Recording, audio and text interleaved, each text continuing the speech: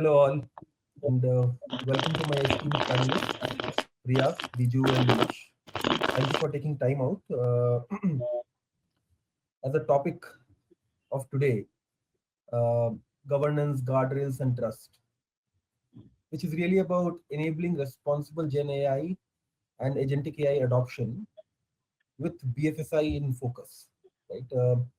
In today's day and age, since last 3 years, we have seen Gen AI and agentic AI advance, and conviction in the potential is there, but really to be able to do it reliably and to be able to do it in a manner where enterprises can truly see impact and scale it is where governance, guardrails, and trust come into picture. So that's what we discussed today. To start off, let me take some examples from how each of our panelists use Gen AI and some form of agentic AI in their daily lives. So Biju, Priya, Nilesh, and maybe I can start with Priya, women's first. Since 2023, Gen AI and agentic AI has taken us by storm, right? Both for enterprises and in our own personal walks of life as well. So if I can get a short example from each one of you, with all the advancements in the last 3 years in this space, where do you trust or not trust to use Gen AI in your daily purposes, walks of life? Sure. Should I start first? Hello, everyone. Good morning. Thank you, Ashwini, for moderating this for us. It's a pleasure to be in this panel. How do I trust AI? I think AI is probably the most over-discussed and the under-measured topic today. I completely trust it as a thinking partner, a sparring partner on a daily basis. Somewhere I can go and structure my thoughts around, activate my thinking. I think it helps me get past the blank problem that I oversee every day. What I am very cautious with AI though is when we have the accountability or the context, or when a risk comes into picture. I think in a financial infrastructure and systems, every decision of ours, it impacts the client, it impacts the market, it impacts the overall operational resilience around us. And that is something that I am not comfortable using AI for. So I'm very comfortable using AI to accelerate my thinking, but I'm not very comfortable for it to outsource the ownership of my decisions. So I think where I sit from, the financial infrastructure is not just shifting the workflows.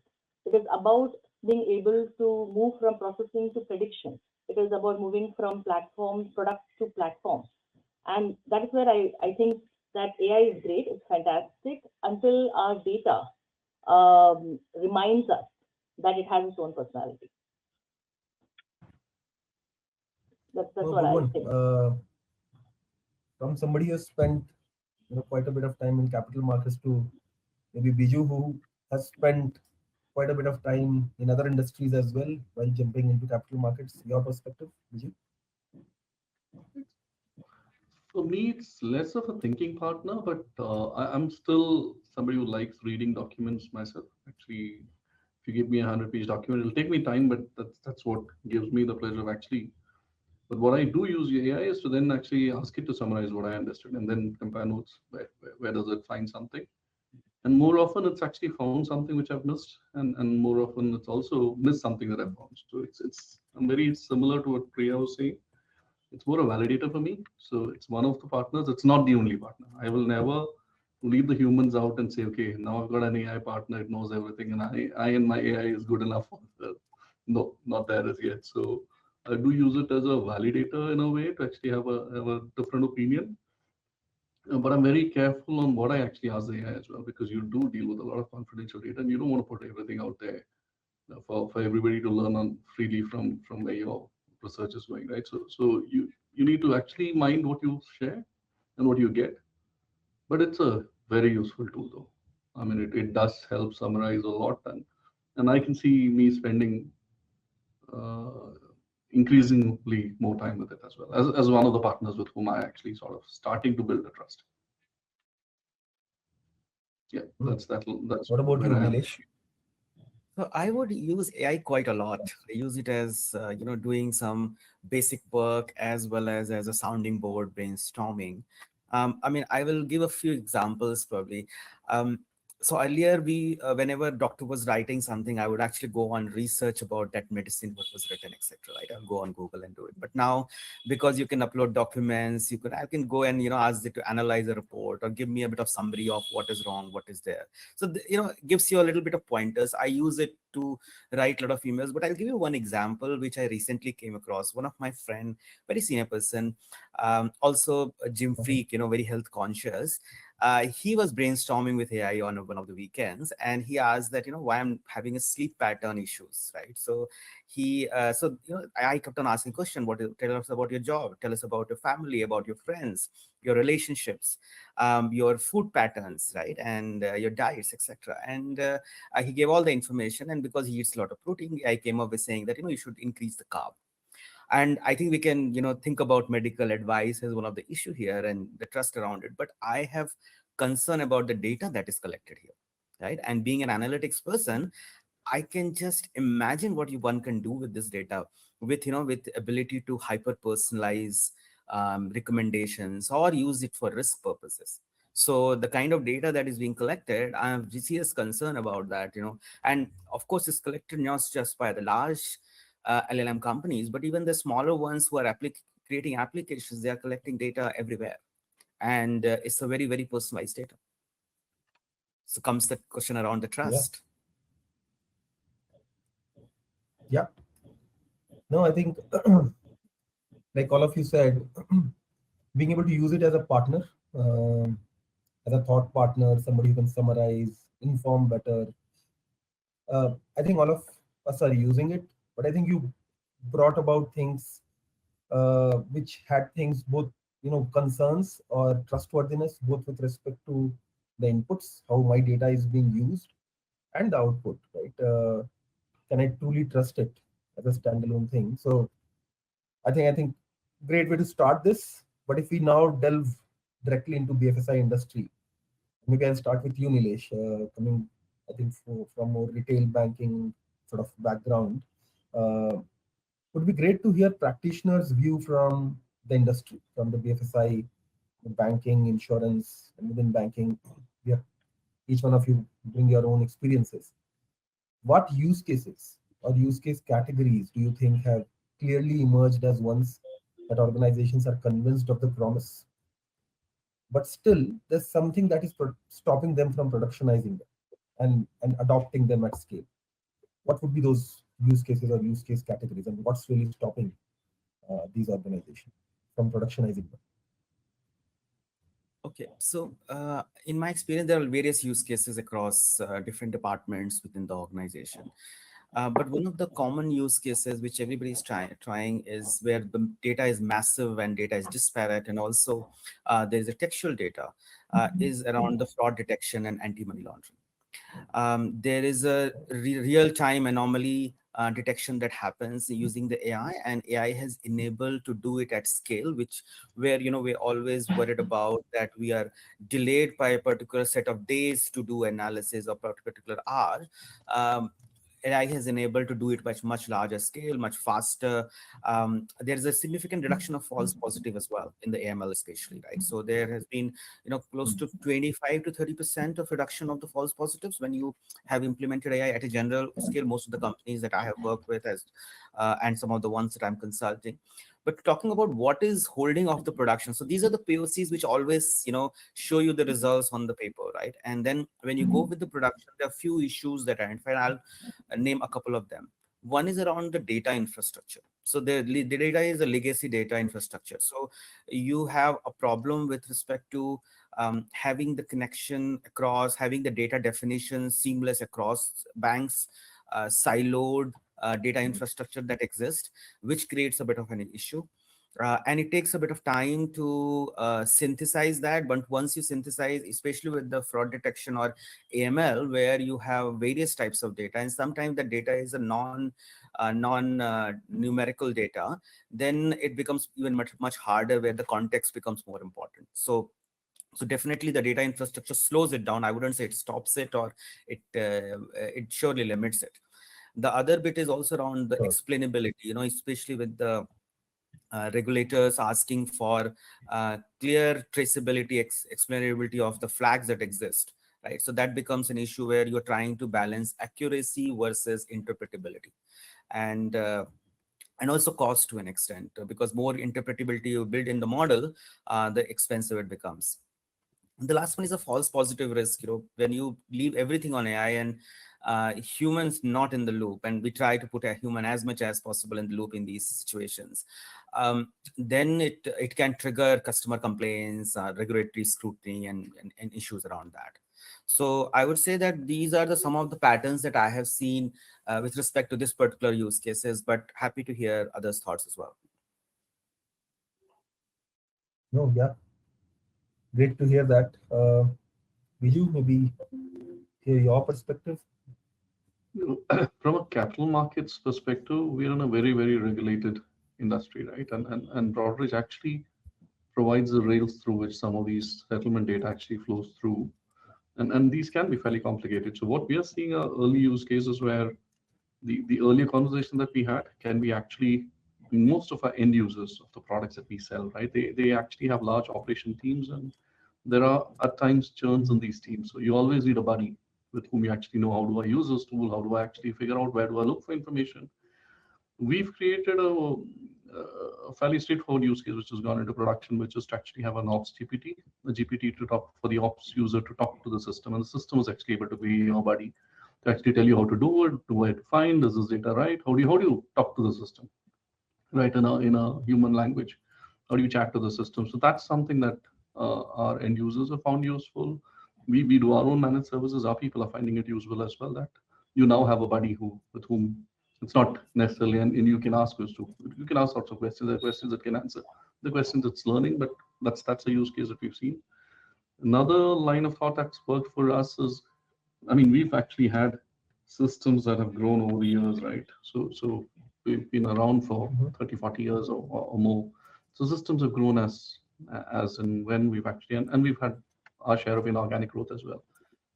AI gives us an opportunity to natively actually locate processes as a native AI first. So we've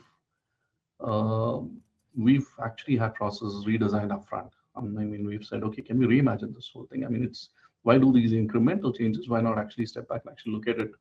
So we deal with the entire set of documents. A lot of documents flow through our systems. And we've now redesigned the whole thing and actually saying, can we do it native AI? So those are use cases. There are plenty of others as well, which we're actually trying to figure out. There's a lot of testing that happens and then figuring out is it production ready? In our world, it's two things that actually decide. One is there a real ROI for this use case? Because I mean, when the earlier days of AI, right, when the Gen AI bubble actually just came up, everybody said, let's bottoms up collate of all AI use cases. Many times the ROI was not the parameter that was actually used. Is there money to be made? Is this net profitable for the company? That with the organization readiness to actually pull it off. These are the two angles on which we are starting to evaluate use cases to see which ones actually meet both these. Even if there's an ROI, are you really ready as an organization from people, skills, systems, data? If so, then they become the use cases to go after. So yeah, actually that's where we are. Our biggest challenge is also in a regulated environment. You cannot actually have a customer data go out into these learning systems or LLMs for them to actually. So data privacy, making sure secure AI services are used, are other considerations to be had on a significant manner. Yeah, no, great perspective. If you want to extend that, Priya, from your extensive experience in capital markets, any specific use cases, categories, and what's stopping us? Absolutely, Ashwini. I think this panel here has extensive experience in this world, and a lot of things that Nilesh spoke in terms of the data comes from the world of data insights, and what Biju spoke about in terms of the operational aspects of things, right? I think today in BFSI, most of the use cases have clearly gone beyond experimentation, and especially in the operations world, We're talking about onboarding, we're talking about reconciliation, fraud detection, pattern analysis. We know that it has really been able to move from processing to prediction. We know that's happening already. Post-trade systems and infrastructure are evolving very rapidly with cloud AI, with cloud infrastructure coming in, AI being able to process our financial transactions a lot, automation. We are talking about global markets now handling trillions and trillions of dollars today. The settlement cycles are getting more and more compressed on a day-to-day basis from T+2 to T+1 and today's real-time models that we are talking about. These kind of systems basically require scalability, very high scalability and resilience. This kind of pace that we're looking at from a regulatory perspective. At the same time, we also have the CAT reporting or the real-time surveillance report that's happening in the US markets today. All of this is also something that demands and is looking for faster data traceability aspect of it. While we look into this kind of data. So the use cases are real, but when we are thinking about productionizing it, we are looking at this ever-changing landscape of regulatory. We are looking at the legacy systems or the workflows that are so deep-rooted within our systems today. We're talking about fragmented data, like what Nilesh spoke about, and massive transactional volumes in financial industries. And all of this probably are the challenges that we are seeing on a daily basis to think about solutionizing and productionizing them. So one area that we are exploring here, Ashwini, is how we are able to build a knowledge fabric AI layer across our financial systems. This is the intent of doing that is to make sure that we are able to combine the business and the technology context, which can be using our SME-driven prompt engineering, right? This kind of brings together all of those knowledge together. The teams are able to navigate really complex workflows using this kind of an information at this point of time. This is the starting point. So I think it is the shift here is not about workflows. It is about how financially the systems have to become more intelligent of moving away or being able to anticipate the friction before our operations is able to see it. That's how I look at it. Great point. Great point. I think being able to anticipate before any risks actually manifest themselves is very important. And if I stay with the capital markets thing and Biju with your roles in transformation, across your career and what you are seeing in your current roles, etc. If I just extend that, right? How in your respective roles with your company or what you're seeing in the industry, these aspects of trust, how are they being addressed? Right? What governance mechanisms, guardrails are becoming important to be addressed? Maybe at a use case level, or maybe in your case, Biju, if you are looking at it from a transformation perspective, or function or an enterprise level, what are some of those measures that are becoming very important? It's, I mean, most companies, right? We also started with let's say, an AI governance layer where anything that you're actually going to be doing with had to go to a board. The board had to meet. There was, people from, competent people from the enterprise who actually sat together, looked at every use case, actually started, and then we quickly figured out that while that's great to get a gate in place to actually see what is actually being put into the funnel, how do you keep yourself up to date to actually figure out what's happening once you've got the clearance from the gate? Like, that is the team actually doing what they actually said they will actually be doing, and not just that. Every time you actually need to go back to this mechanism of actually getting a human-led board to actually look at governance issues. We've not solved it, but we actually actively thinking as to, should the AI governance also start having a bit of AI as well? In the sense, either as a pre-check or as a post-check to actually figure out, does it actually, are people doing what they actually got their approvals for? How do you actually, there's been so much talk about the fact that AI hallucinates, right? It makes mistakes. Can you trust? Humans lie, humans make mistakes as well, right? So you need controls. So how do you actually make sure your controls are active? You use the best technology for the best place, and build it into an orchestration layer that's so tight that governance is built in.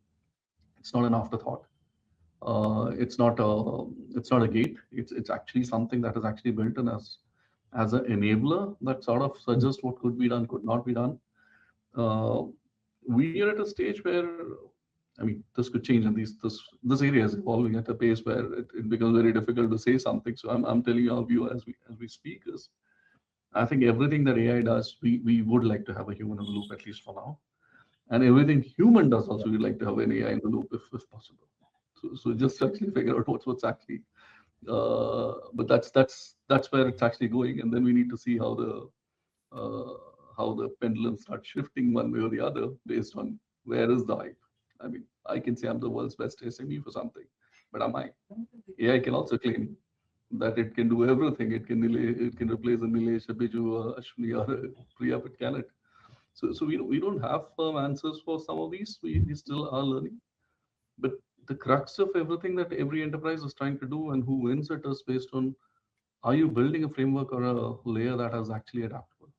Can you go with the times? Can you not get bogged down? Can you not get yourself tied, hands and legs tied into one tech stack or one line of thinking? And if that doesn't materialize, where do you go from here? So it's a very interesting problem to solve. It keeps me does take a bit of my daytime actually thinking and actually figuring, are we getting too close to something? Are we actually staying? Are we going fast enough? Are we going slow?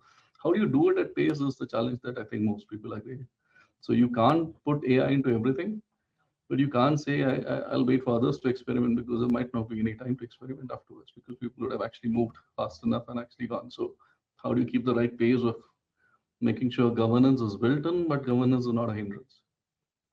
And so that's a long-winded answer to where we find ourselves, Ashwini. No, I think a great perspective on what I call, the AI and human handshake. I think love the way you put it, Biju.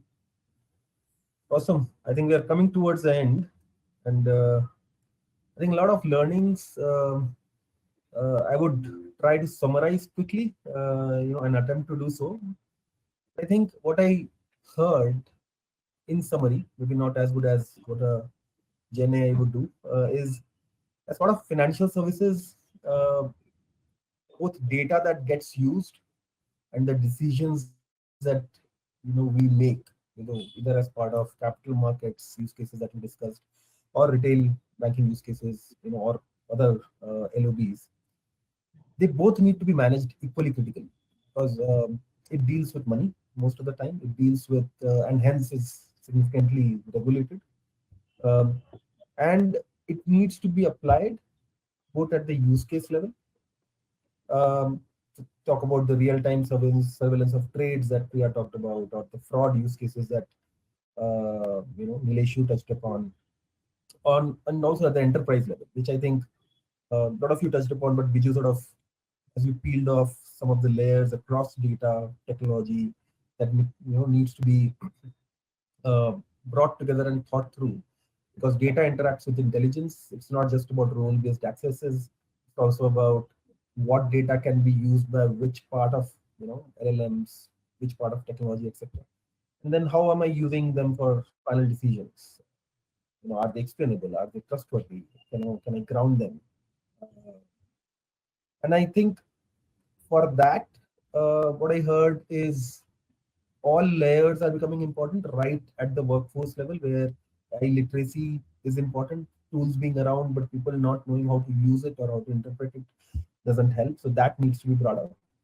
And till the governance level at the regulator or the government side, taking off from what Priya said, without losing speed, right? So governance with speed being important. Managing BCP situations in a new manner, like what Biju touched upon.